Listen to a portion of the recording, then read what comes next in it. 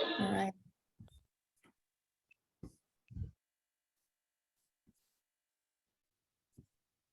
All right. Good afternoon, good evening, good morning, according to your time zone, wherever you're connecting from. And welcome to today's launch for Thinking Comes Zambia, as well as Mulungu School Society, which is a local group situated at Shi. And so excited to see you all here, those who are joining in person and as well as online. We're super excited. As you can see, Yara is just smiling over there. So just to get things started, I can just get the introductions from the person that is joining us online, who is coming from Mexico City, to just introduce herself. Because introduction, if maybe somebody introduce herself, it sounds okay. So I think she can just introduce herself and get started. But the speaker who is joining us in person is not yet here. To let him introduce himself once he comes to the event. Thank you so much. Bet you can introduce yourself. Yeah, hi everyone. My name is Birte. I'm joining you from New York this morning. It's morning here. I'm so excited to be here and to be part of the Rethinking Zambia launch event. I'll say a bit more about my background and what I have to do with pluralism and economics when I start my presentation, but just now, yeah, thank you for having me, and I'm very excited that this is happening and that I'm part of it. All right, I think we do not have time maybe to get into to introduce the executive of the local group because of some technical issues. So maybe we're just going to start.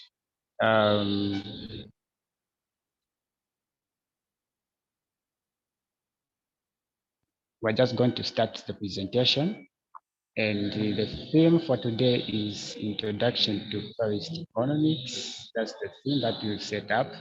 And thank you so much, Yara and Bet, for joining. And I'm seeing another person joining online. The name is YV, but I'm not certain. I don't know if you can get them to introduce themselves or just start the presentation. Yara.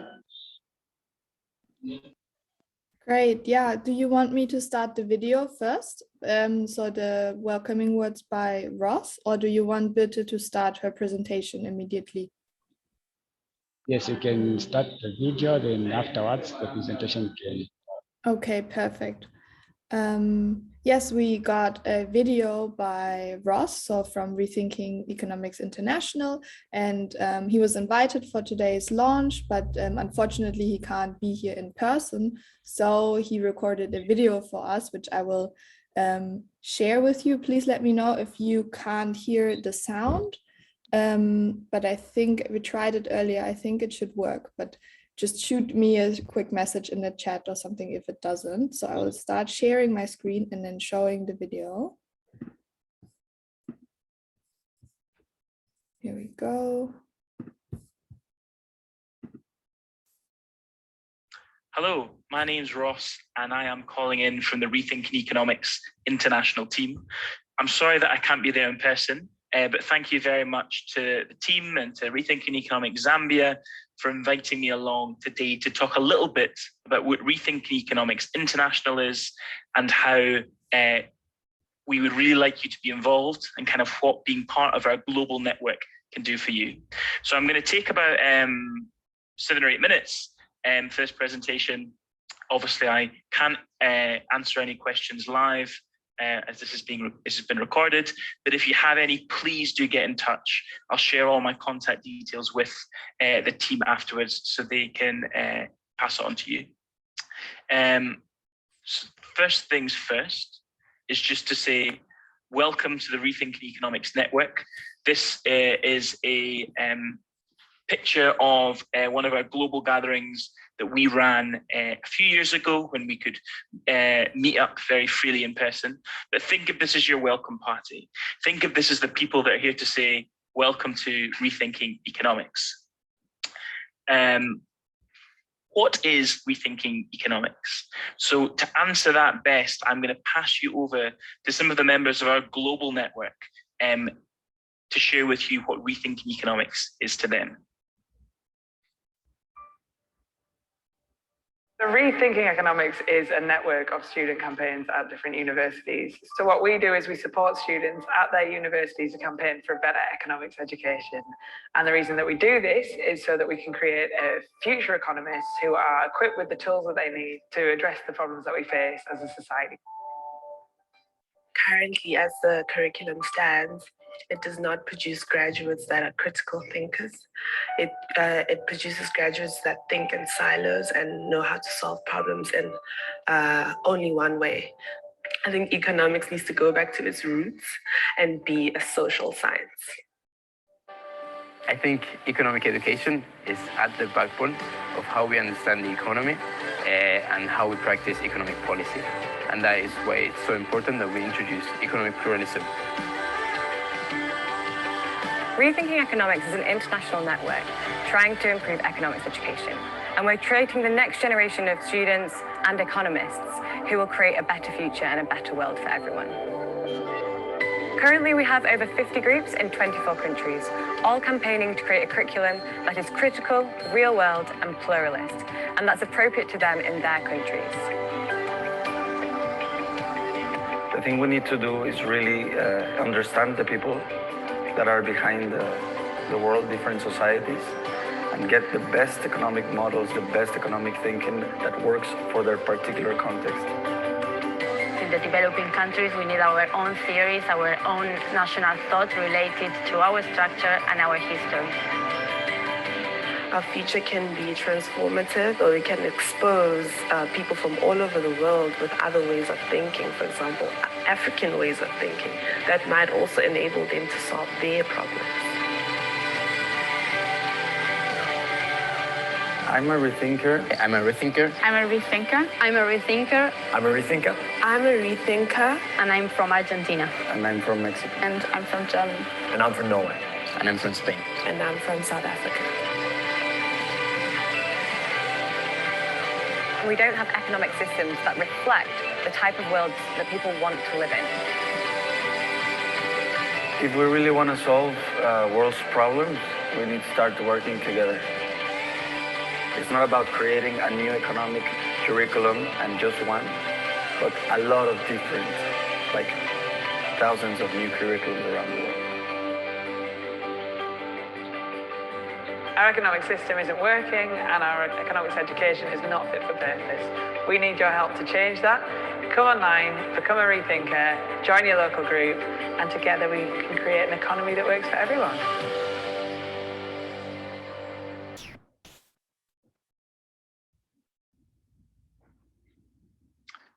Well, I hope you enjoyed that little video. I've shared it with the team afterwards if you'd like to watch it again.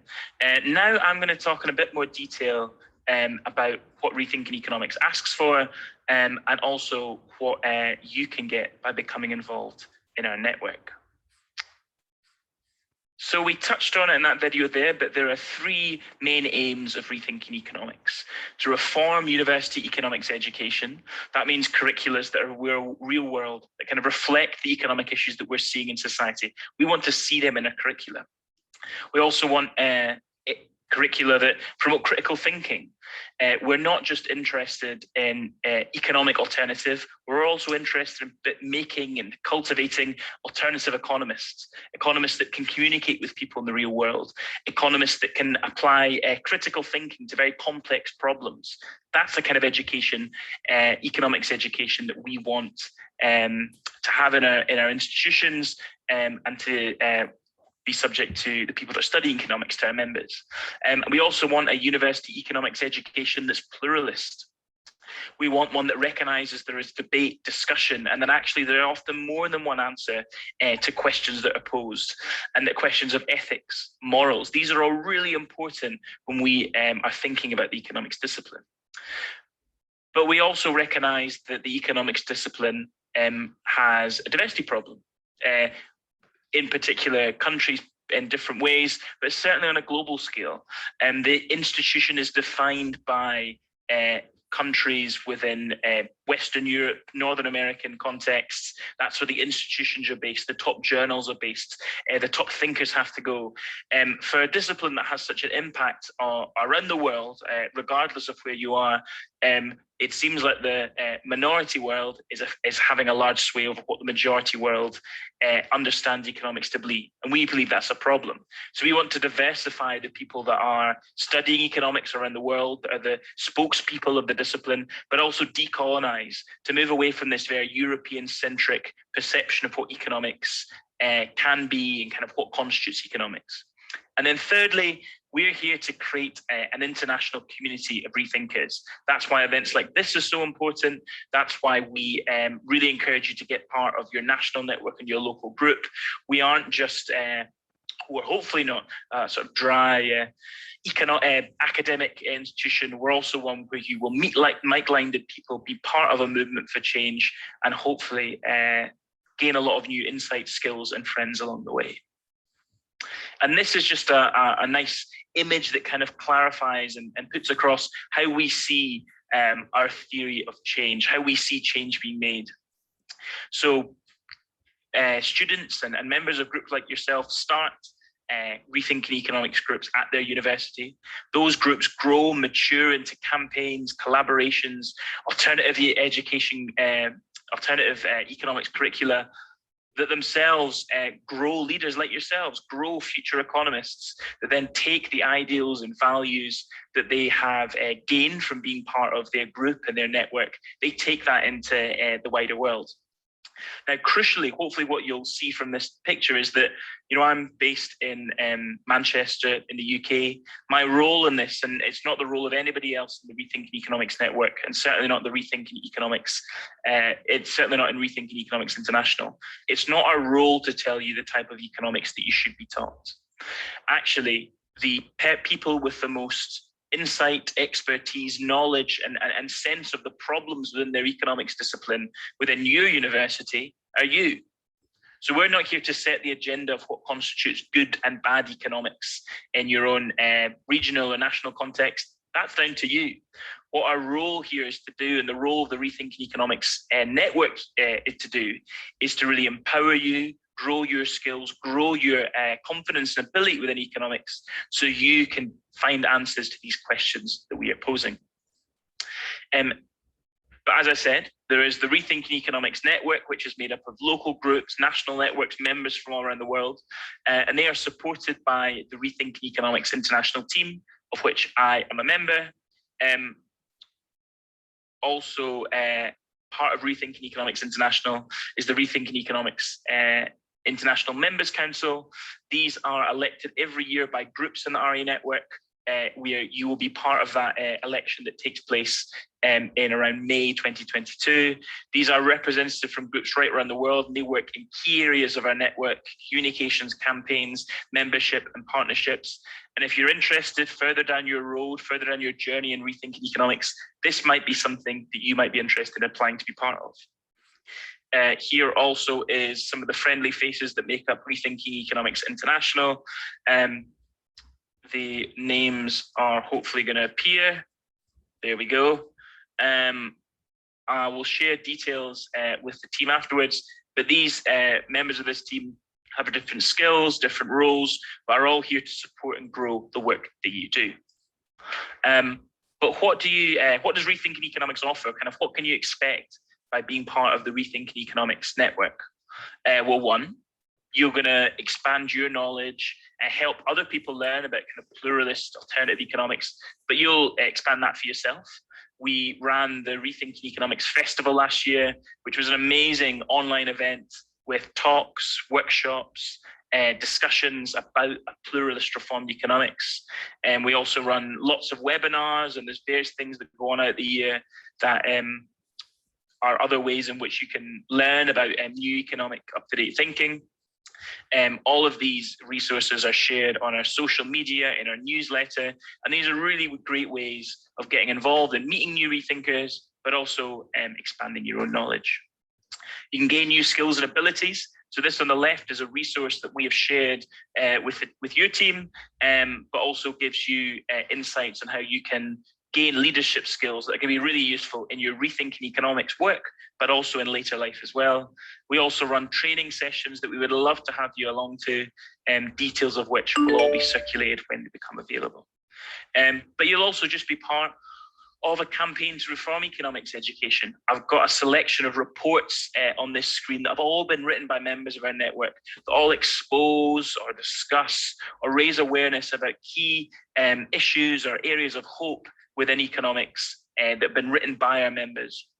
And that's something that we can support you to do, and will be a really fruitful and productive part of your time within Rethinking Economics.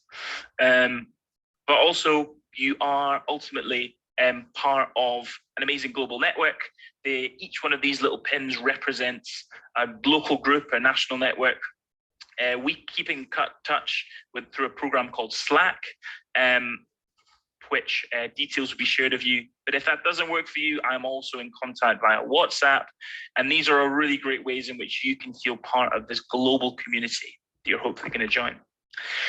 So I think that brings me to the end of my slides. I hope you found this really useful. I hope this has maybe posed some questions that I would love to talk about with you afterwards. But otherwise, enjoy the rest of today's session. And it's great to have you part of our network. Can't wait to meet you, to discuss things more with you, and to welcome you to one of our future events, reading groups, or anything like that. Thank you, and enjoy the rest of the day.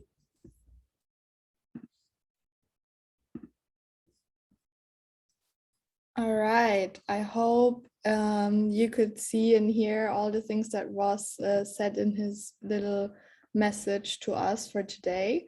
Yeah, as he said, he's always, you can always reach him, you can always ask question or ask for help. Rethinking Economics International is very a very motivated group, and they really always want to help. So yes, I think that's really amazing, and we should use these resources and try to make the best of it.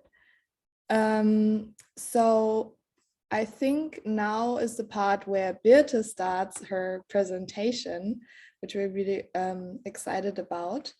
So if it's okay with you, Thompson, I would just hand over the word to Birte and she can share her slides. But I think it should be good. Also, hello to all the people that joined.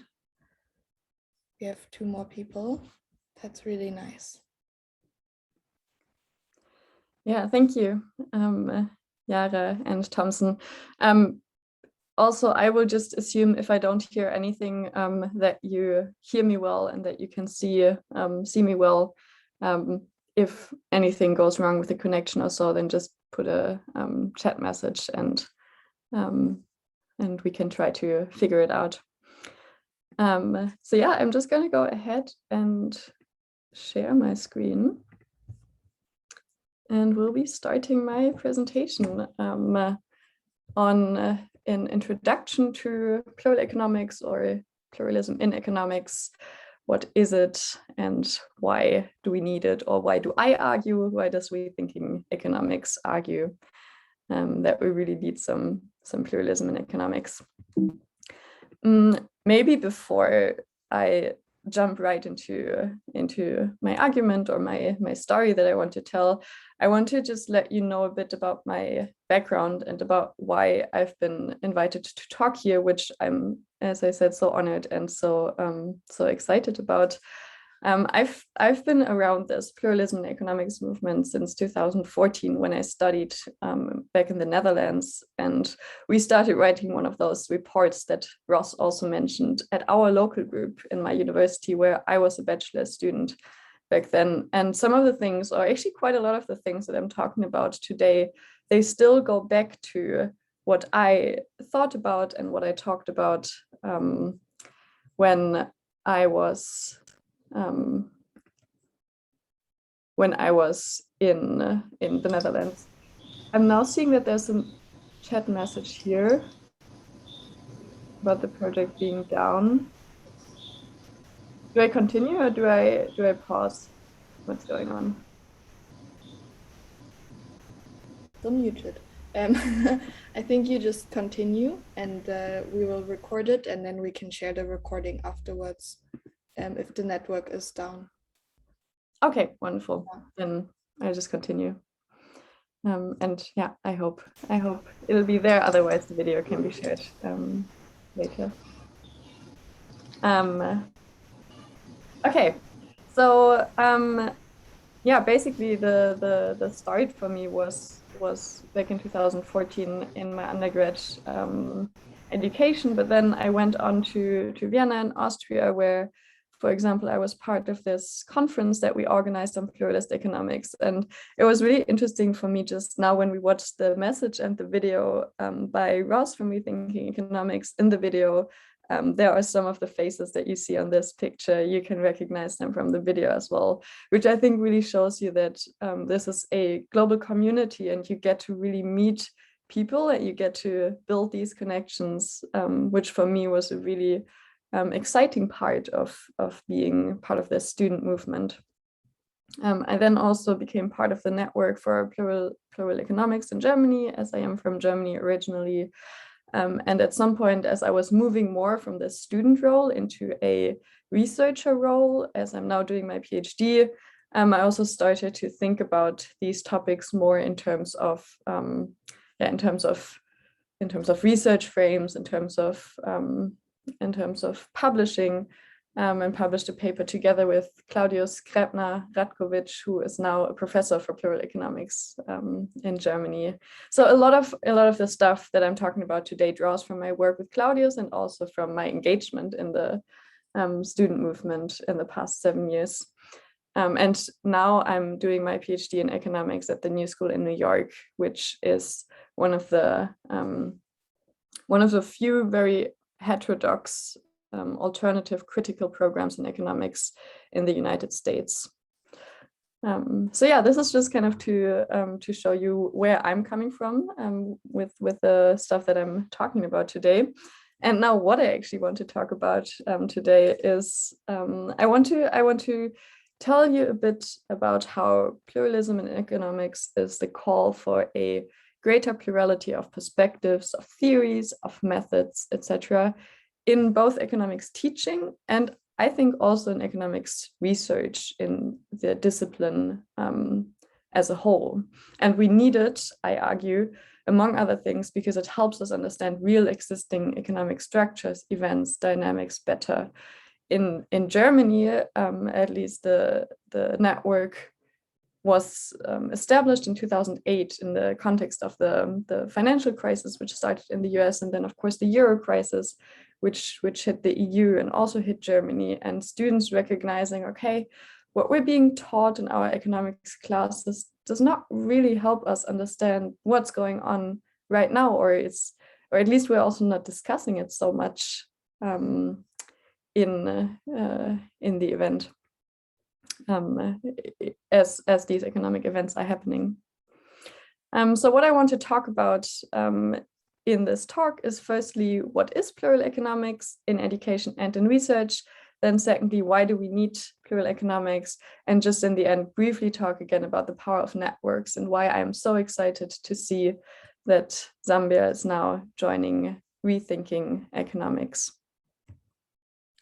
So let's start with what is plural economics. And as I said, I would make the distinction between plural economics in education on the one hand and in research on the other hand. And I will start with talking about education.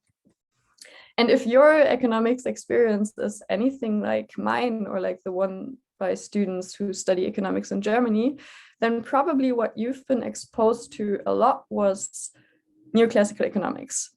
Even though what happens often is that you're just presented this school of thought as economics. So when you look at a textbook that says economics 101, then neoclassical economics nowadays is what you're usually being taught. And the first step, I think, in what pluralism in economics really means is to really just recognize that neoclassical economics is just one school of thought among many, and just one way of thinking about economics among a variety of different perspectives. And here I'm just mentioning a few of them: feminist economics, ecological economics, Marxist economics, institutional economics, post-Keynesian economics.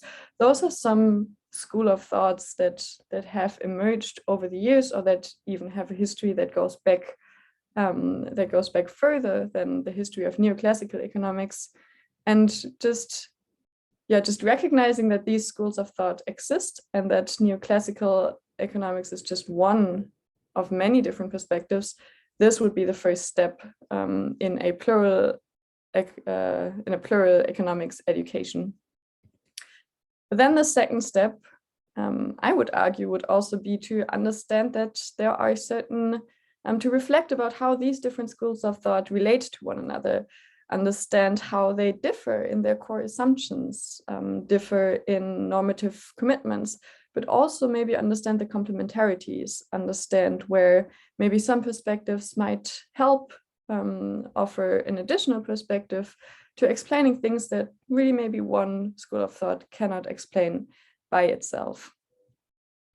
And then as a third step, arguably, it would also be relevant for students to understand and reflect on economics as a social science that's positioned within other social sciences and other ways of explaining what we see happening in the world.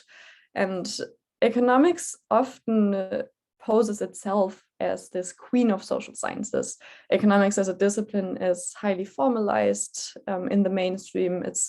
It has a very a commitment. It tries to present itself as being very scientific and very objective, whereas recognizing that it is a social science, I think, is a more appropriate approach to really understanding what we're trying to do in economics, which is explaining social phenomena. And explaining social phenomena such as a financial crisis, the climate crisis, or the COVID crisis, it makes sense to not only draw from economics, but also see and also understand what other disciplines have to say about it and how they differ in the way they think about the world from economics, rather than just assuming that economics has all the right answers and is better than any other social science discipline. So in a sense, in education, I think there should also be this element of understanding the interaction with other disciplines. Moving on from plural economics in education to plural economics in research, we can look a bit more closely at this concept of schools of thought. So before I said a part of a plural education in economics would be to recognize that there are different schools of thought. We can now start talking a bit more about this concept of a paradigm, which I'm using more or less interchangeably to a school of thought. But paradigms are discussed a lot more in the philosophy of sciences, kind of trying to explain a bit more what makes a certain school of thought a coherent school of thought. And what we can say then, or what we can learn from this perspective, is that a paradigm is a specific theoretical perspective, you might say, that includes a variety of different things, really. It includes a certain assumption of how the nature of reality is even conceptualized. So ontological assumptions. It also includes assumptions about what we can even know about this reality and how we can get knowledge about it, which is called epistemology. It also includes assumptions about which questions are deemed interesting and which starting assumptions are used, which is the methodology. In neoclassical economics, which is really what is taught in most economic programs, the paradigm is very strongly defined by a very specific methodology, which is methodological individualism. And in economics, you can basically more or less look at any topic you want to look, but you really have to use this quite narrow methodology of the neoclassical paradigm.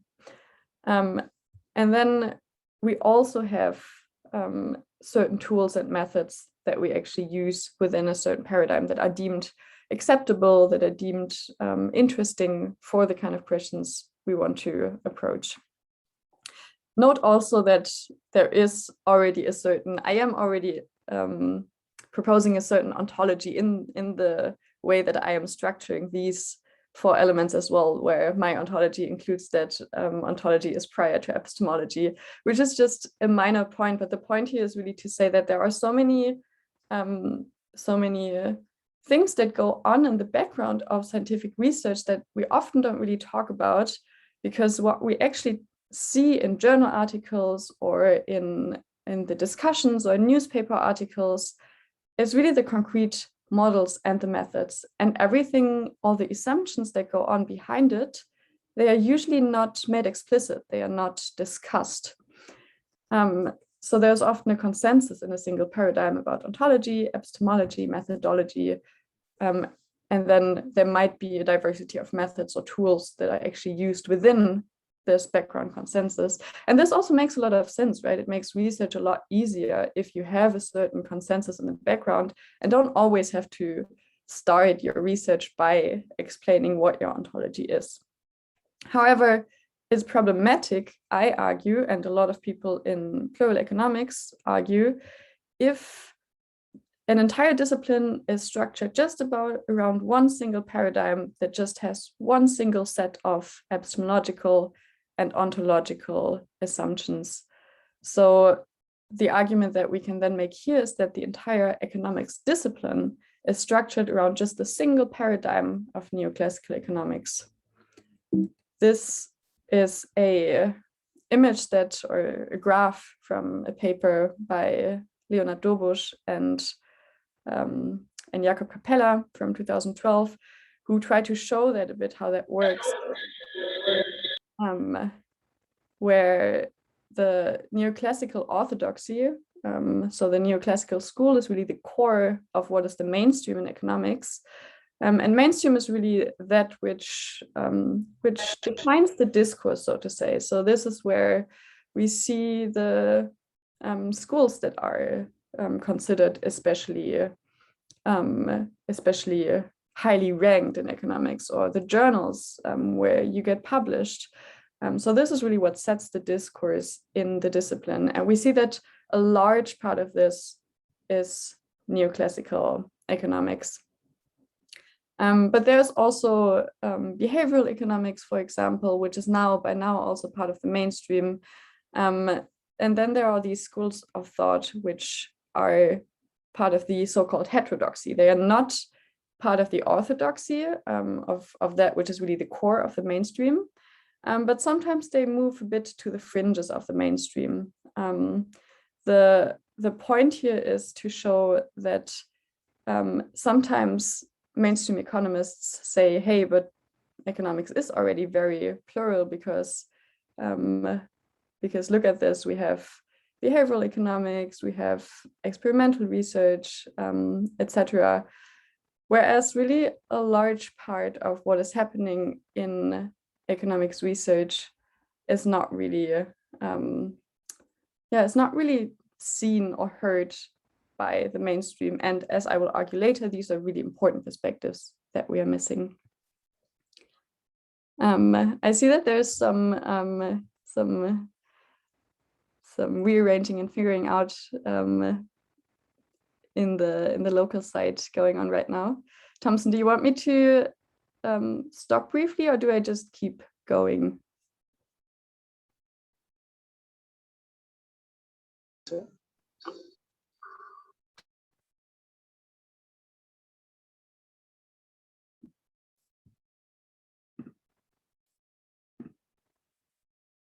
I think we'll keep going. We'll keep going? Okay, Yes. Great. Cool. I hope it all works out on site. I think the point here that I want to make is also that once you're in research, you're probably not in education. It makes sense to really be exposed to a large diversity of different ways of thinking. But once you move into research, probably you move into one specific paradigm and you work within that one paradigm. So for example, I studied different. I studied neoclassical economics, post-Keynesian economics, feminist economics, but I mainly work in the field of ecological economics by now. So pluralism in economics does not necessarily mean that everyone now has to be an expert on all the different paradigms. It just means that we are aware that different paradigms exist. We try to enter into dialogue, and we recognize that there are a lot of things or a lot of communities working on really important questions on economic matters that are currently not seen and not heard in the economics mainstream. So in the journals that are highly ranked, in the institutions that get a lot of publicity, in the policymakers, etc. This goes a bit more in depth into the different perspectives we can take on the role we see how these different paradigms interact with one another, where we can make a distinction, or De Lange in a paper from 2010 makes a distinction between consensual pluralism, agnostic pluralism, and antagonistic pluralism, where it moves from paradigms being seen as totally complementary, so just looking at different questions, so to say, looking at different parts of understanding economic reality, over a perspective where paradigms are seen as competitors in agnostic pluralism, but they may enter into dialogue, they may still learn from each other, and we might also even be able to say this is a better way of understanding certain situations rather than this way, towards antagonistic pluralism, where paradigms are really seen as competitors and incommensurable. Incommensurability is also this term from the philosophy of science that says if two paradigms have really an entirely different language and entirely different basic assumptions about what are very basic facts like causality, or what is an agent, or what are important questions to ask, if there's no common ground on even talking about these questions, then this would be antagonistic pluralism. From my perspective, and I think most people who are part of Rethinking Economics and of these networks, they believe in the value of communication. So they are part of this agnostic pluralism that thinks that we can enter into constructive dialogue, and it is relevant to engage with different paradigms, different perspectives, and see where we can learn from each other, and also maybe where we find certain theories or certain perspectives more convincing than others. This is the last slide now on what pluralism, which tries to bring this all a bit together. And I'm trying to use the distinction by Uskali-Meki here between plurality and pluralism to say that until now we talked a lot about plurality. Plurality is seen as a descriptive category that simply describes the multiplicity of certain things. And the things can be a multiplicity of paradigms, of epistemologies, methodologies, or ontologies. So all of these are very much linked to this idea of paradigms. But there can also be a plurality of a personal plurality, where you have a diversity in the actual scholars that are engaged with economics. This is also what Ross just mentioned, right? That we want to diversify the economics discipline, which is very male, very Western, very white. You might have purpose plurality, where you really have a plurality of different questions or problems that are considered worthy of investigation. And all of these just describe different kinds of plurality, which we might be talking about when we're talking about plural economics. And then pluralism itself is seen as a normative category. So this is a category that really makes a normative case for a certain type of plurality. So what we often see in the mainstream is that people say, but the economics discipline is already plural. You can talk about any topic that you want to talk about. And this is true, but this is a very narrow view of plurality, because what mainstream economics and neoclassical economics does is saying you can talk about any topic you want to talk about, as long as you're using methodological individualism, you're using utility maximization, you're using optimization, equilibrium analysis. So a very narrow methodological framework that is imposed upon all economic questions. Whereas if you say, no, I want methodological or epistemological plurality, then you might want to say, okay, we have to probably invite other paradigms and other perspectives into the conversation as well. And I'll also give an example in a moment, which shows a bit maybe why I think this is so important. So since pluralism is a normative category that really tries to make a normative case for plurality of a certain kind, the question now is, how do we justify our demand for pluralism normatively? Why do we need plural economics? And you can, again, use a plurality of reasons in order to justify plural economics. You can argue for it on pedagogical grounds. You can say that in any economics education, you should be exposed to a variety of views because critical thinking is important. And even if students end up wanting to study neoclassical economics, they will still be better economists if at least they have been exposed to other ideas and other ways of thinking about the economy. You can also argue for it, I personally think, on political grounds. This is something that mainstream economists don't like a lot usually, because they often argue that what they are undertaking is an objective science and there are no politics involved. But I personally would argue that the ontological, epistemological, and methodological commitments of economics mainstream, they carry a politics. I think it's a politic, it carries a politics to say that we want to look at the world from perspective of methodological individualism. And this is something that is really not discussed a lot, but I think there could be made a case around this.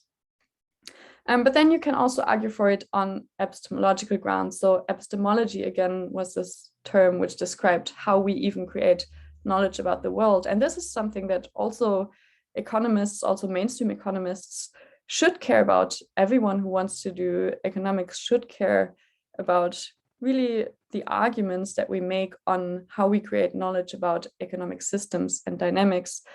You could make a complex reality argument here, where you say that, okay, economics is a social science. So we're dealing with social systems, and social systems are inherently complex.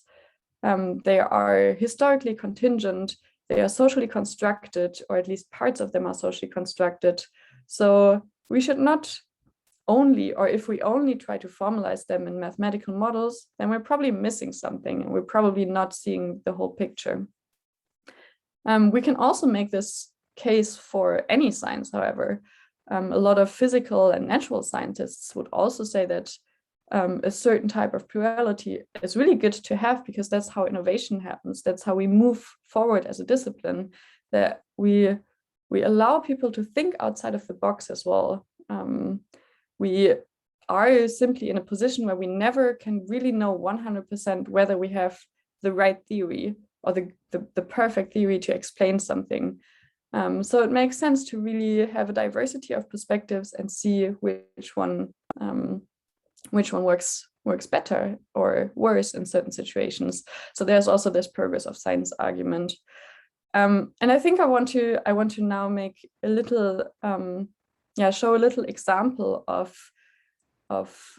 that I hope illustrates the danger or the problem of just looking at certain questions, economic questions, from one perspective by looking at this question: why are some countries poor and some are rich?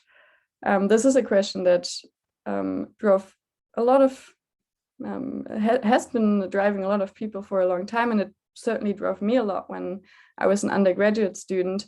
And when you look into the economics mainstream, then probably the answer that you're going to find is a very an answer that's very much framed as part of this individualist approach.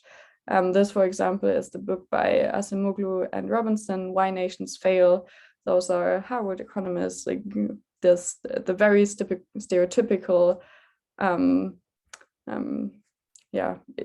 locus of power in the economics discipline. And when they go ahead and try to explain why some countries are poor and some are rich, what they come up with is a story based on incentives, saying that countries do not get rich without the right institutions that provide incentives to invest, to innovate, and to produce. They say, okay, yes, colonialism was exploitative, but this is not the core reason for some countries being poor and some being rich. It's rather, for example, lack of private property rules and these institutions that set the right incentives. So this is really one potential mainstream story that is being told in economics. But then if we look more at heterodox perspectives of this question, then we see the more structuralist approaches. For example, Wallerstein or Prebisch, who was an Argentinian economist, who say that we can understand this situation also, or maybe even better, from this perspective of unequal exchange between the core and the periphery, and so-called underdevelopment of certain countries is then actually a feature of global exploitative capitalism. And the responsibility is not with the countries who presumably do not have the right incentives, but the responsibility is just as much with the overall structure and also with the historical responsibility of those countries who were colonizers and who still continue to use the global power structure in order to exploit or take advantage. So it's a perspective that's a lot more sensitive to past dependencies of colonialism. And if we now see these two perspectives of the story based on incentives and the story based on unequal exchange, we see that they carry very different consequences for policymaking as well, right? So in the economic mainstream, the focus is strongly on this individualist approach. And this leads to a very one-dimensional understanding of the question and also to very different policy advice, to an advice that says we need reforms on the country level, which allows some of the rich countries to just point their fingers and not take any of the responsibility for what has actually been going on and continues to go on in terms of unequal exchange on a global level. So this, I think, is a very interesting example to see how it's epistemologically problematic and also politically very insufficient to just focus on this one perspective, on the individualist approaches, and not be aware that there are a lot of different perspectives and ways of explaining the situation that have very different consequences and very different implications for how we want to solve problems, how we want to make sense of the world, and yeah, how we want to move forward. So yeah, this leads me to the last point on the power of networks and why I am so excited that Zambia is joining the Rethinking Economics network. This is just, again, to say that from my perspective, as having been active in the German movement and having seen really what the German movement has achieved since it was founded in 2008, it's really inspiring to me what can happen if we get together and if we start discussing together, self-educating, but also demanding change on university levels and on policy levels. So by now in Germany, we have plural economics professors and university programs in at least 4 different cities. So networks and student activism really do make a difference. And this does not even consider all the students who have gone through these programs, develop critical thinking, and now join policymaking, now join different universities, now really try to create a way of thinking about economics that's a lot more appropriate for the challenges of the 21st century. And because of that, I'm so happy to see that Rethinking Economics gained a new partner, Rethinking Economics Zambia.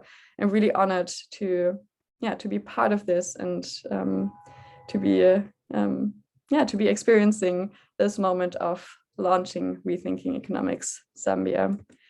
Thank you so much for your attention. I'm happy to also share the slides if you want to look at something again. There are also some more references back here. And yeah, it's great to see that exciting things in pluralism are happening all over the world. And I'm so glad to be here. Thank you. Thank you so much, Birte. Thank you. That was really a very insightful presentations, covering many different perspectives on pluralist economics as well. That was really nice.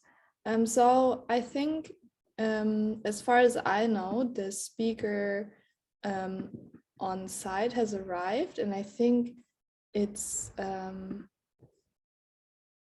his turn now to do his presentation. Is that correct, Thompson? All right.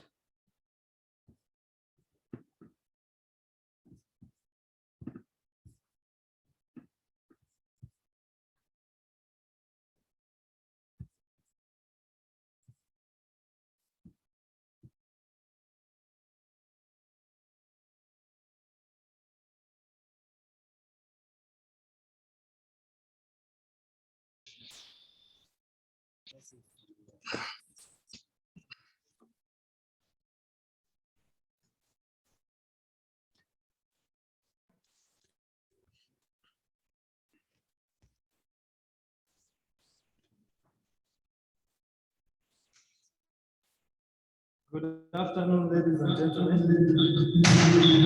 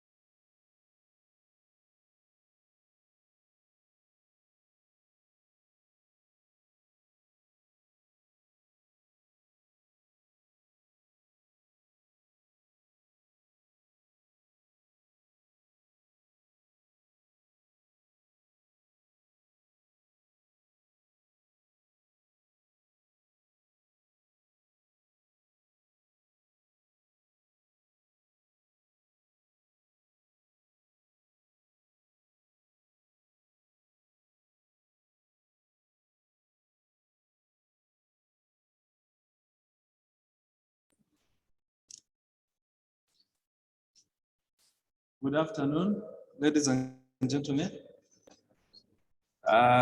You bear with us. I think we are having a bit of some technical challenge. Nevertheless, I will begin my presentation. My names are Peter Sandu, and the technical advisor to the Chief Executive Officer of Zambia Airways. Like many of you, I am an economist.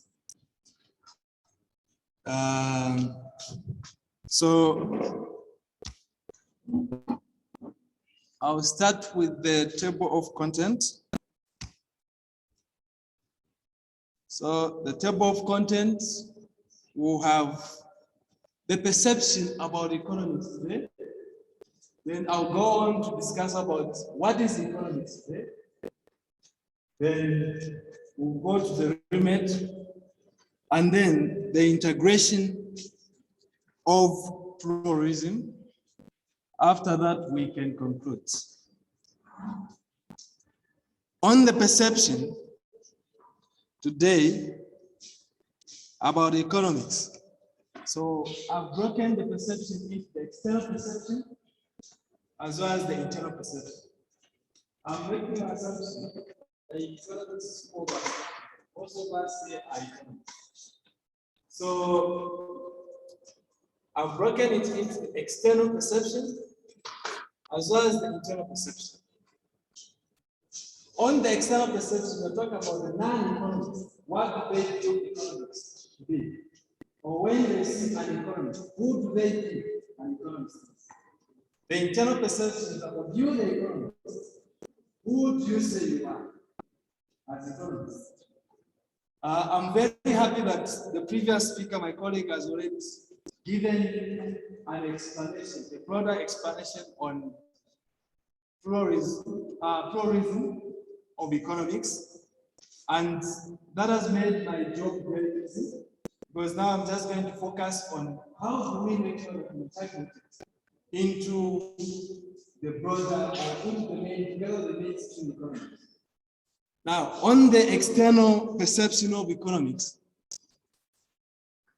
people do not really know. People do not really know. In a case of Zambia, I'll be very specific to our country, to our situation. When you go, most of you, if I know there is anyone from the village here, if you go to the village and you tell them that you are an economist, what do they ask? Some of them will ask, are you doing home economics? Actually, you are cooking? That's the question. Most of those that have no idea about what economics is.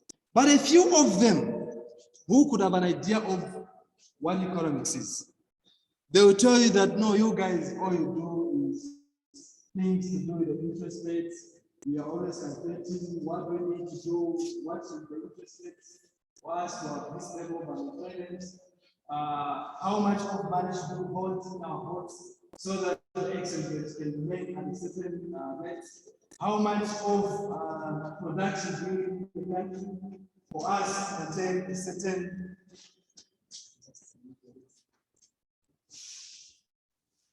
I'm being constrained to be near the laptop. I will try to do that. So, like I said, the few people that could have an idea about what economics is, ask them. They will tell you that economics is only about interest rates, the exchange rates. It's only about what should one country trade against the other country. They will tell you that economics is about what is the commodity price of which commodity against another. For instance, if someone has a bit of an idea of what economics is, when they notice that we're not doing well as a country, they will come and ask you, what is the copper price today? That will be the question. Because what they know is that the understanding you have as an economist is the commodity prices. They will ask you, what is Zambia trading today against South Africa? Or they'll ask you, what is the country that we are most trading as a country, Zambia? So that is the perception that non-economists could have about us. Now, what about you? What is your perception about your own profession, about economics? What is your perception? In Zambia today, the surprising thing actually is that most economists, they are not seeing that they are missing links within the fraternity. A lot of economists today, they are not seeing that they are missing links within the fraternity. So within ourselves, we are failing to identify and manage the gaps that we are seeing within the economics fraternity.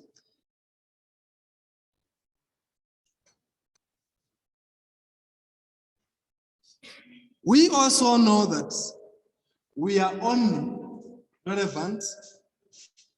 We know that as economists, we are only relevant when someone is talking about interest rates, exchange rates, commodity prices, and all that.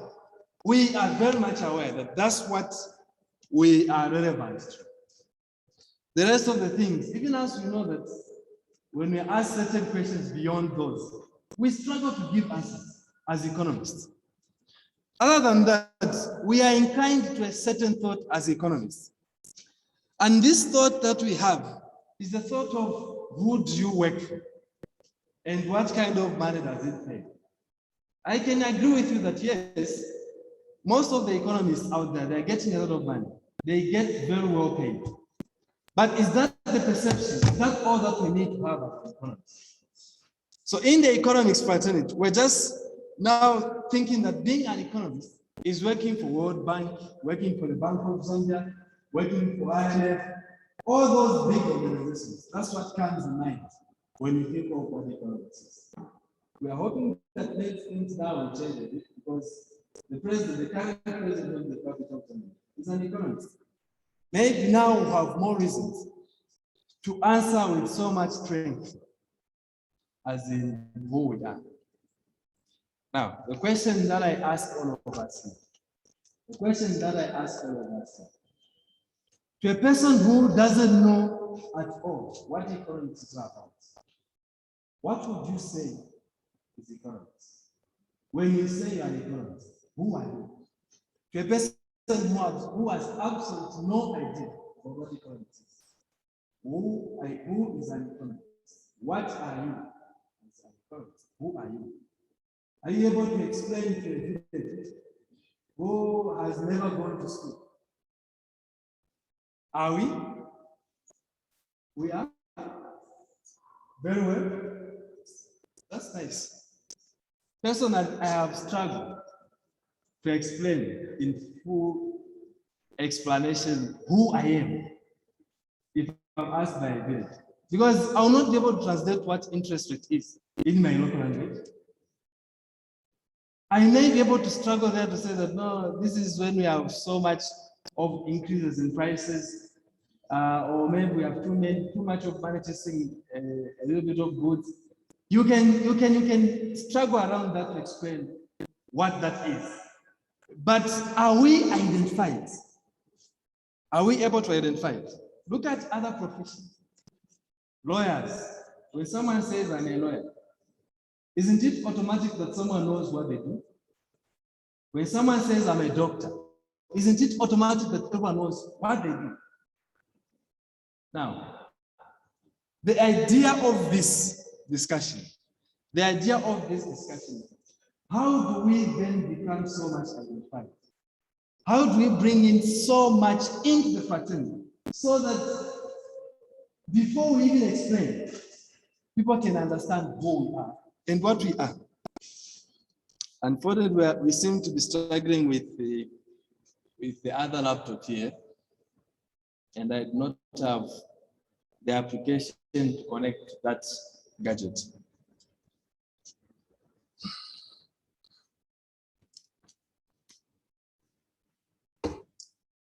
So, after looking at the perception of economics, the external and the internal perception of economics, the other thing that we can look at is, what are we taught in classes today?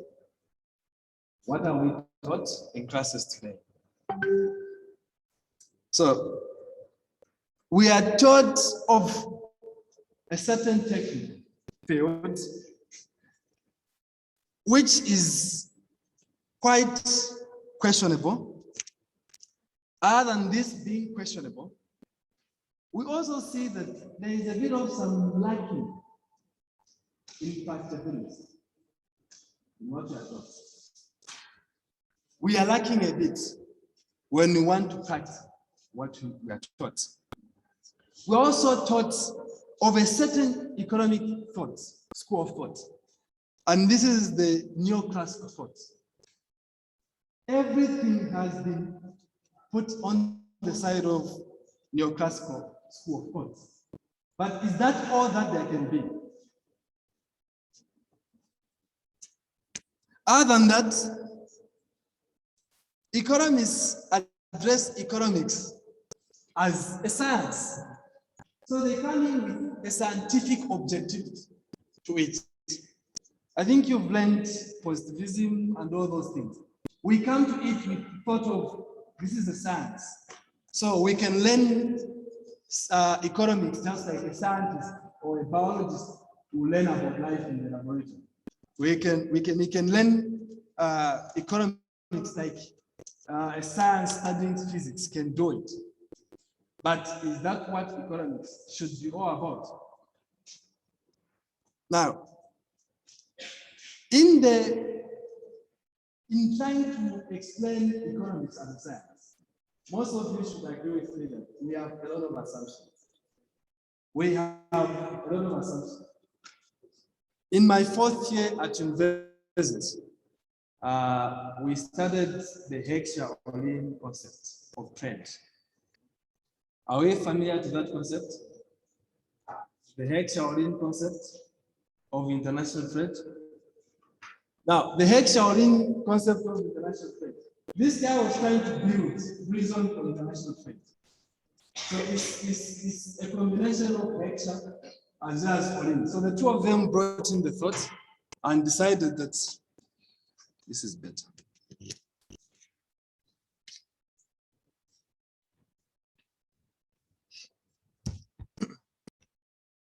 So Heckscher and Ohlin decided to come up with a concept. And this concept, they are trying to explain why one country should trade with the other country. Now, in the trial to explain why one country should trade with another country, that is the objective. The objective is why should Zambia trade with South Africa? These guys came up with 12 assumptions to explain one principle. You know why they ended up having 12 assumptions to explain one principle? It's because economics cannot be studied as if it's a controlled experiment. A controlled experiment, we understand, when these scientists are doing their experiments, everything as it is being done is held constant. They will pick this kind of soil and this kind of soil, another kind of soil, then same plants to test what soil is applicable for this kind of a seed. So that becomes a controlled experiment. You have several seeds against one type of soil. That becomes a controlled experiment. But do we have a controlled experiment in economics? It's not possible. So the only thing we can do is to make assumptions so that we try so hard to get to a certain conclusion. And that's why Heckscher-Ohlin ended up having 12 assumptions to explain one concept. Is that right, economists? Is that right for you? Do you think that all the 12 assumptions will be held constant by the time you get to the conclusion? All the 12 principles will be held constant by the time you get the conclusion. Is that possible? So it means that economics at the end of the day just becomes a story that we discuss about in class. But how do we then implement it? If it's all going to rely on a lot of assumptions just to get at a few resolutions. Simply explained, neoclassical economics focuses on market independence, supply and demand forces to production, pricing, consumption of goods and services, we all know that the neoclassical school of thought gives the assumption of market independence. So within the market, we need to have demand and supply determine what price should be there. So the government should have no hand in that. The government should have no hand in the control of pricing. The government should have no hand in the control of what is being supplied. The government should have no hand in controlling what is being produced. So supply and demand, depending on which one is high, it should determine what price should be put on the market. So market forces only to determine what price should be there, as well as what production should be there. But what is the definition of economics? What is the definition of economics? I don't know what your recommended book of economics is here, but in my time in university, my recommended book was a book by Gregory. So Gregory defined economics as the study of how society manages its scarce resources. How society manages its scarce resources.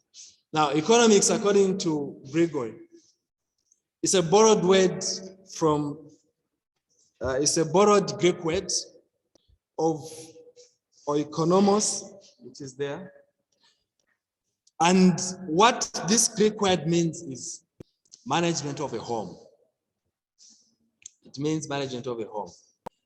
So the principle that Gregory is trying to explain is that the way we manage a home is the same thing that a country should be managed. That's the same principle that should be used towards economics. We've got who cooks what, or who does what work at home. Everything is well organized. Who brings money at home, and who makes sure that things are purchased at home, who makes sure that everything is being done well at home. All those things are well defined in a home setup. And he believed that that's what economics should be. Economics should be broader than just saying that it's a science with determined or predetermined movements of pricing when you do a certain movement in demand or a certain movement in supply. Is that applicable to us today? Now, from the neoclassical economics thought, what it means is that we are just studying capitalism. It's the concept of neoclassical economics. You can see capitalism in it. You can see capitalism in it. I hope we are all familiar with the concept of capitalism. So capitalism assumes that there should be independence or there should be privatization in the economy. So there should be no government organizations. That's pure capitalism. Everything should just be the private sector. So it's the laissez-faire economy. That is what economics is today. But is that all? That's the question. Is that all? Economists, is that all? Hello? Is that all? Do you get the satisfaction that this could be everything we can study? Do you get the satisfaction? I don't. I have never. I haven't. That's why I was very happy when I heard about this concept. But at the same time, I had a bit of some anger within myself because I started thinking that, why then didn't I do this also in my time at university? I highly recommend the organizers of this event for this thought. In Zambia and beyond Zambia, we need to incorporate this thought of pluralism. We need to incorporate this thought. Because what we are getting today is absolutely not enough. So if all that we are learning today is capitalism and neoclassical school of thought, how about life survival lessons? If one of you stands here and the other one stands here, this one is an entrepreneur, this one is an economist. Who would be relevant in the society between the two? Hello? The entrepreneur is going to be relevant today in Zambia, and an economist won't be relevant today. If a businessman stands here, an economist stands here, who will be relevant in the society today? And who will explain himself better between the two? Who will explain himself better? So, are we learning all that we need to learn? Are we learning all that we need to learn?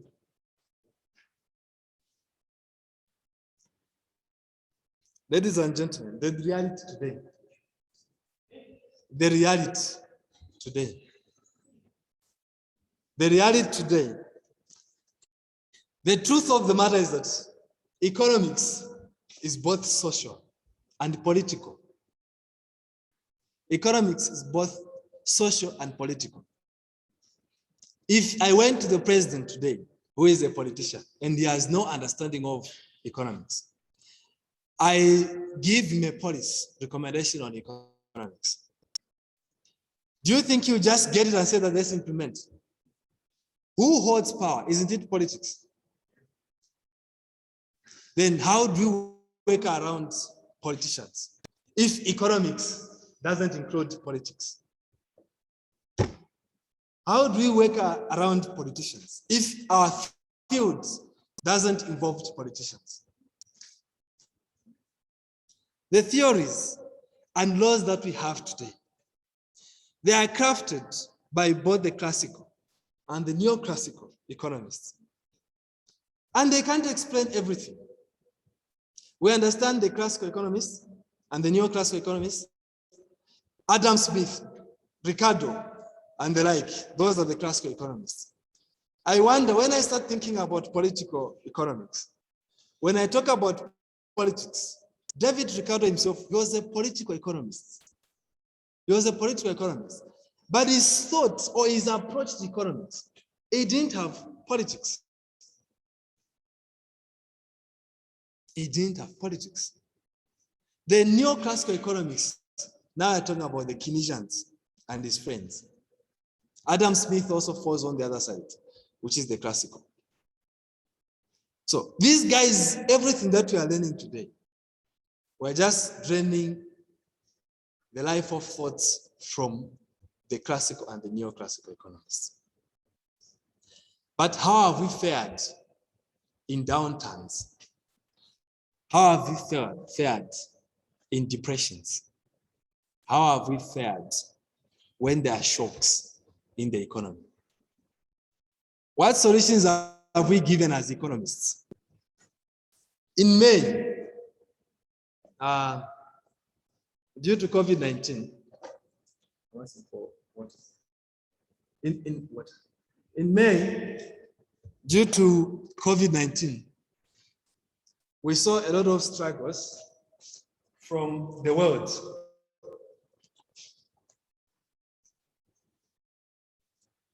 The world struggled, and the struggle was because the COVID was going to hit all economies. So economists also tried to provide solutions, just like the 2008 depression. Who remembers it or who knows it? 2008 depression, economic depression. Who remembers it or who knows it? Who's read about it? We haven't? The deepest economic depression that we've had in the past 20 years is the 2008 depression. Now, in the 2008 depression, market prices fell off drastically. They fell drastically. Wages went very low. Everything was just difficult. Now, people were excited about economics around that time, because they said that economics, we should be going to find solutions if we go to university and study economics. So a lot of people enrolled for economics with the thought that they are going to solve economic issues during the depression, the 2008 depression. But most of them, they came out very disappointed because they couldn't. All they found were, you have a Laffer cave. We understand the Laffer cave, right? Do we understand the Laffer cave? Ladies and gentlemen, we are in which year? Yes? You understand it? You are in which year? Third year, okay, perfect. The Laffer cave is a cave showing how much the government can manage to tax at each particular time. So of course, there's a level at which you can't drain out of the people anymore because people will start running away from tax. The Phillips cave, the cave that shows what should be the interest rate against what should be the unemployment level in the economy. Those are automatic. If you manage the interest rate, it means that on the other side, you're managing what? Unemployment rate. That's the assumption that we have from those models that we have. So these guys, they go and they learn those models. They try to implement them. They're not working. The same thing happened last year in 2020. COVID-19 hit the country. It hit most of the economies. Even this year, Zambia. So when we were hit by COVID-19, there were a lot of solutions from many economies in the country, including me. I even wrote a certain article where I was talking about how do we adjust ourselves to make sure that we are safe in this COVID-19.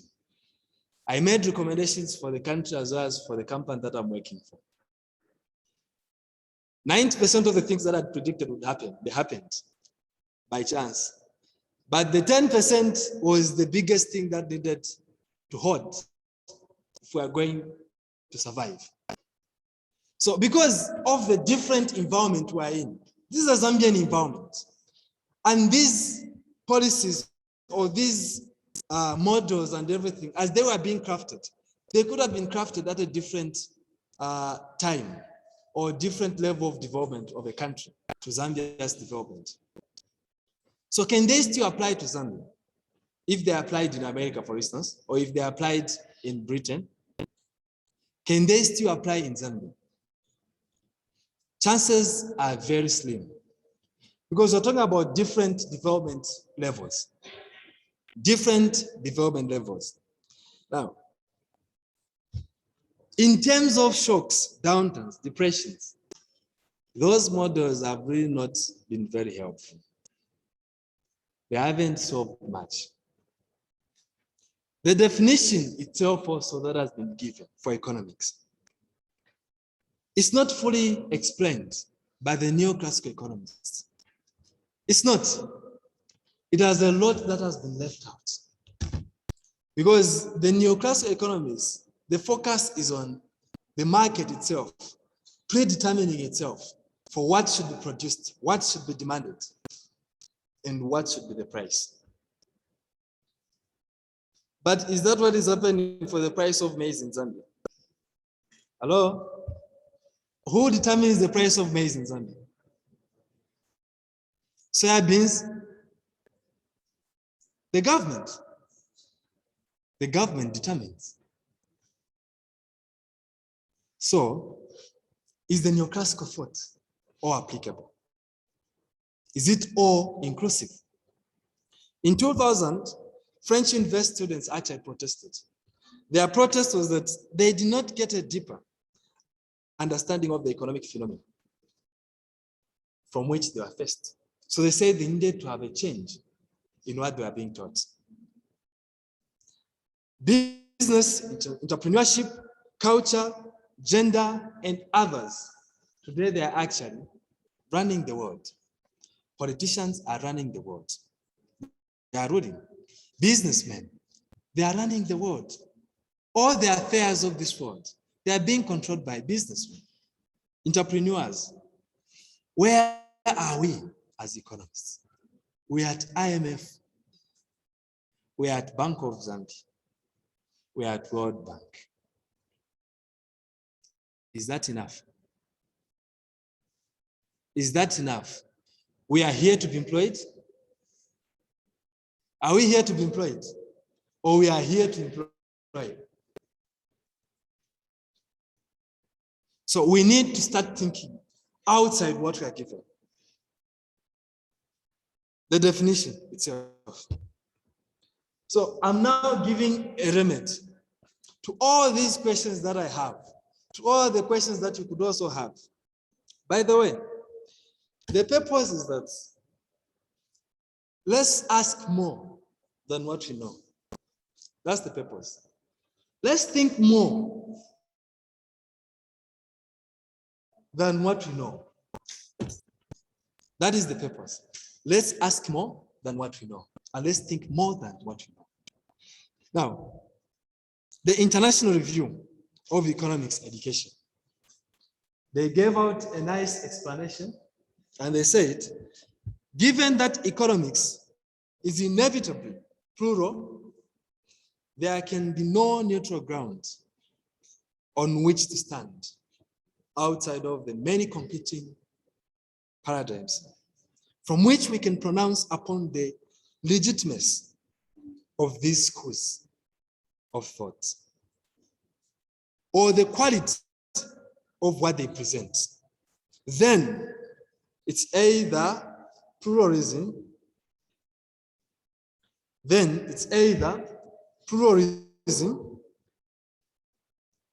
or monism.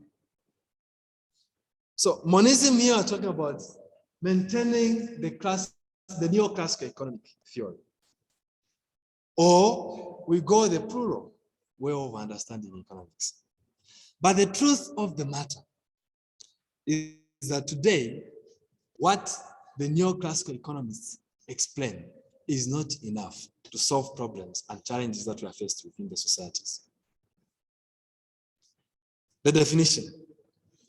Pluralism is a mutual engagement of different schools of thoughts and allowing students to get exposed to all competing paradigms. That is the thought. The thought is that let's not have the mainstream hinder us from thinking outside what they've given.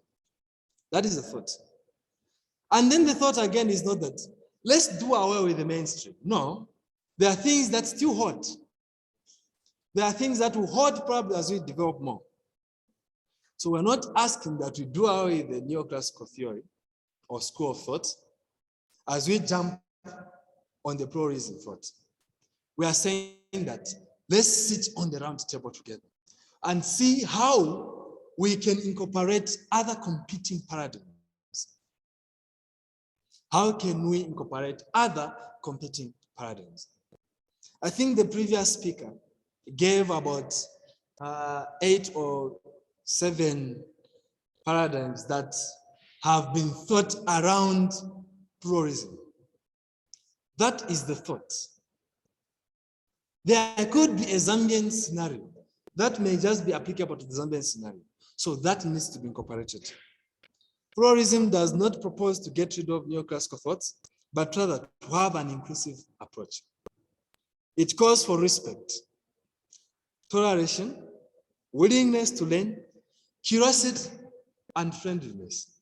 That's what it calls for, that we become more curious, that we become more friendly to other thoughts, that we come together and share all those thoughts together. Now, the expectations around pluralism, my own expectations, if we are to go the pluralism way, which is the incorporation of all thoughts together and students being curious about what they are being taught. The inclusion should break information asymmetry. It should break information asymmetry. When you do introduction to economics in Zambia, do you study other political ideologies? Do you? Communism, do you study? Do you study communism here? Have you studied communism? Socialism? You studied socialism? In economics, pure economics. You could study it in development studies, but have you studied communism in economics? Then what happens from an economist who comes from a communist state? Or are we saying economics should just be for capitalist states? Is that the thought? That should not be the thought. The thought should be, let's incorporate all thoughts.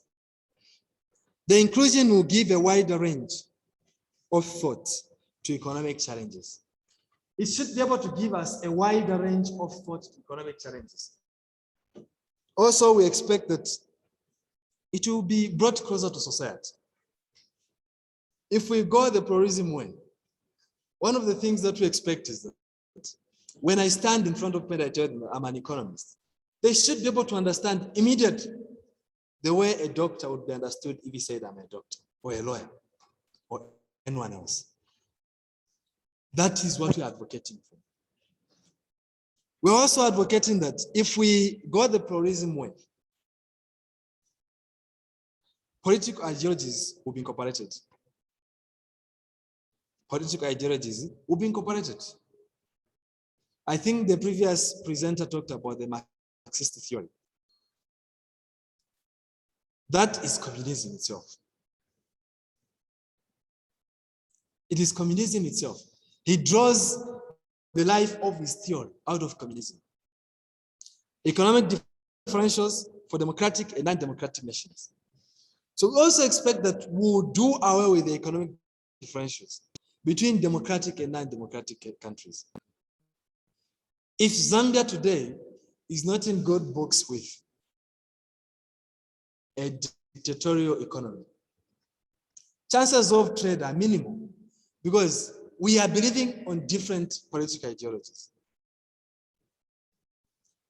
Today, if Russia is communist, by the way, I'm not saying Russia is a communist state, but I want to say that if Russia was a communist and Zambia being capitalist, chances of trade are minimal. Because, for instance, when you go to China, private organization penetration is very difficult. Are we aware that private penetration in China is very difficult? Which is far away from what the capitalist negotiates for. Now, assume I'm an economist trained from such a country like China, and my whole ideology is that no private entity to operate, just government-owned institutions. I go to America or to Zambia, where there is an emphasis on capitalism. Are the two economists going to speak the same thing? I will not be relevant in Zambia if I'm trained from China, because China's policies are around public institutions. They are around the government doing everything for the people, and not the private coming to own things in China. So those ideologies, they make it difficult for us to trade or for us to operate in different countries. So you only become relevant based on which nation you are trained from. So because our education in Zambia has the English alignment, so it's very easy for me to go and operate in England as an economist or in America as an economist. But will I manage in China where there is only privatization? It will be very difficult. So when we bring in pluralism, we expect that all those differentials will be ironed out. We also expect that it will give a deeper understanding on different economic behavior. The economic behavior of Zambia could be different from the economic behavior of Australia. That's why there is also an ideology, the Austrian theory, which is being advocated for inclusion in this pluralism approach. So different economic behaviors, they should be incorporated in this study. We also expect updating the theories to the current situation. Even science itself has evolved. Are we aware? Science has evolved. The science of Newton, is it the same one exact as today? No, things have evolved. So why can't economics evolve? So this presentation is advocating that we should include all thoughts and be open-minded. Economics must be the business of life. That is what we expect. That just like business, just like entrepreneurship is the business of life, economics must also be the business of life. Also, we expect that economics must be able to make people live better. People must live better because of economics. I think what we have today, if I'm not employed by a certain organization, I may remain in the street forever. That is the biggest possibility. I've got a lot of friends. They are still out there in the street because they were given economics that can only be applied at Bank of Zambia, that can only be applied at IMF, at World Bank, or other bigger organizations, economics institutions. Quite okay, today in Zambia, we've got other economics institutions. We've got the ZIPA, which is a government wing, and they are responsible for advising on policy to the country. We also have, it should be the CTPD, Center for Trade and Policy. So we have all these institutions and they seem to have a biasness to economics. But is that all that we should have? Are we going to be taught to only work in economics environments or institutions of the neoclassical thought? So we are calling for a different approach. People must live better because of what they are taught.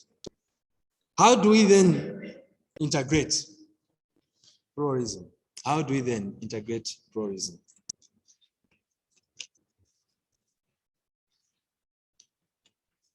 So I've given out a list of thoughts in which you can integrate this thought to the rest of, or to the mainstream.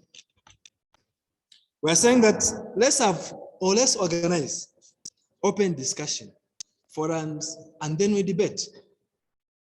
Like I said, I was sad that I didn't think about what the organizers of this committee did. I'm very sad that I didn't think about it when I was a student also. I should have thought about doing what you people have done here. It's a very commendable thing. So let's open discussions. Let's call for debates. Mulungushi University versus UNZA. Mulungushi University versus CBU. Mulungushi University versus UNILAS. And the rest of other universities. Then we debate on these issues. Let us reach out to other universities.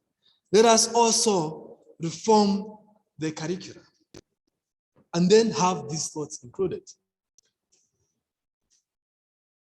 Let us have people to go and protest. I've put economic protests here. Economic protests, I'm not talking about going to the roadside and then you block the road, like the other students will do. I don't know if you do it here by the Great North Road. I advise you don't do that. Let's have economic protests. Economic protests, we're talking about us asking that let's have more than we are taught today. Let us also ask that economics be taught, like accounts is taught from primary. I think from secondary, accounts is being taught. Why isn't economics being taught at secondary? So let us have those protests that we have economics included, even from secondary school. Let us have media involvement in these things. There is a thought that if a tree has fallen and there is no media participation, it hasn't fallen. You are aware of that? They say that if a tree has fallen and there is no media, it hasn't fallen. Meaning that we can talk about this pluralism, but if we don't have a buy-in from the media, if we don't include the media in this approach, we will not be able to get where I want to get to. So let's have the media also included. Let's have the media also included as we advocate that we be included, or the thoughts be included. In my conclusion, ladies and gentlemen, the invisible hand versus benevolence. The invisible hand, this is Adam Smith's theory. So Adam Smith believed that you cannot do anything with me, or you cannot save me unless you've got your personal gain out of what you're doing. So if you sell something, you're selling it because you want to get money. So makes it that's true. Isn't that true? It's true. If you sell a drink to me, it's because you want to get money and make profit out of it. But then people have also criticized Adam Smith to say that this guy, he was probably a child when he was writing this invisible hand theory. Because he forgot one thing, that there's benevolence at the end of every service. When we are at home, the market can supply meal, right? The market can supply meal, but who eats meal? We don't eat meal, we eat shima. So it is the mother who goes to prepare the shima and then save it. At that time, the mother is not serving the food because of her own personal gain. It's the benevolence. It's purely for your benefit. Purely for your benefit. That's why she's serving you food. So that's why Paul is saying that he probably didn't understand it probably. You should have been young. And you were seated at home. Then the mother brought food and then just concluded, no, the market supplies food for me. But in totality, there is also some benevolence somewhere there. Think about your relevance today. Think about your relevance today in the world as economists. Think about your relevance today. Think about the economics definition as well as the scope that we are being taught in class. Ladies and gentlemen, think about the scope you are given as well as the definition itself. Do they marry? Think about that. Think about economic policy versus the politicians. Have that in mind. Is what you have, is what you are being equipped in class enough to deal with the politician? Is it? Is it enough to deal with the society, what you are being taught? So think about that.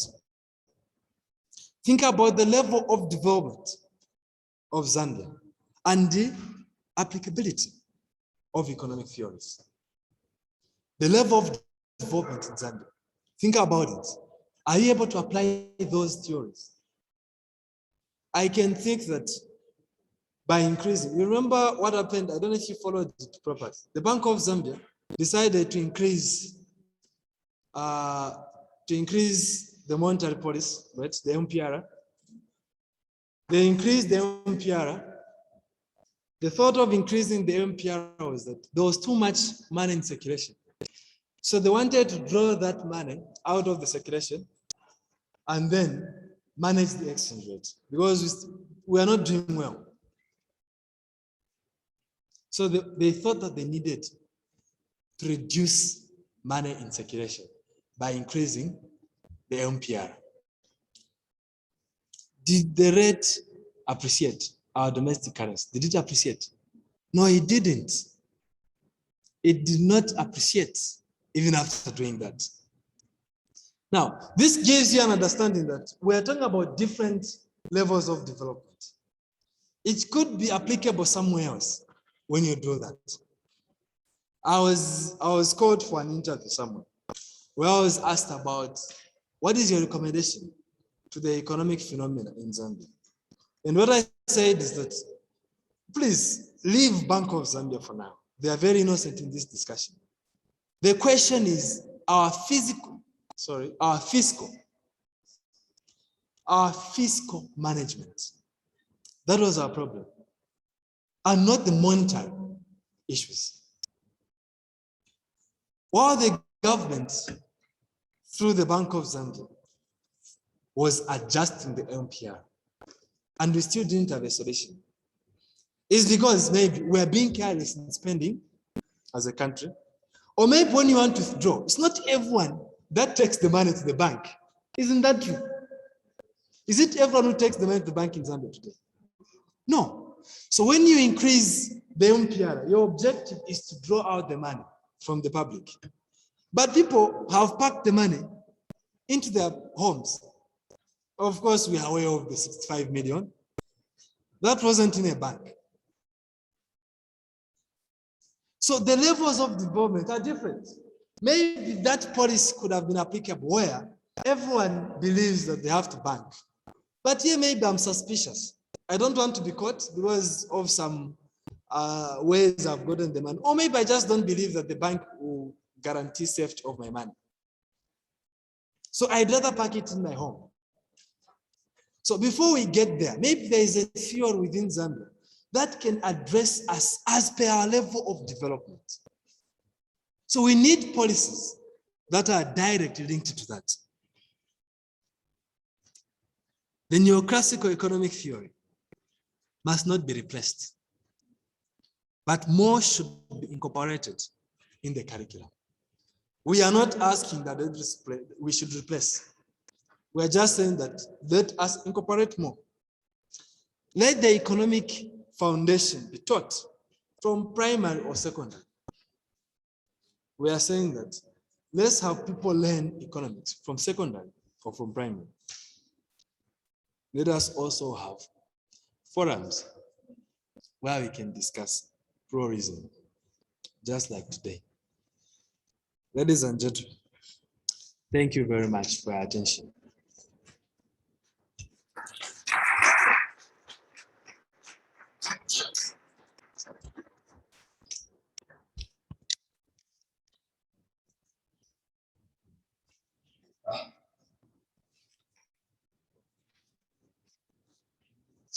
I just want to send on the account.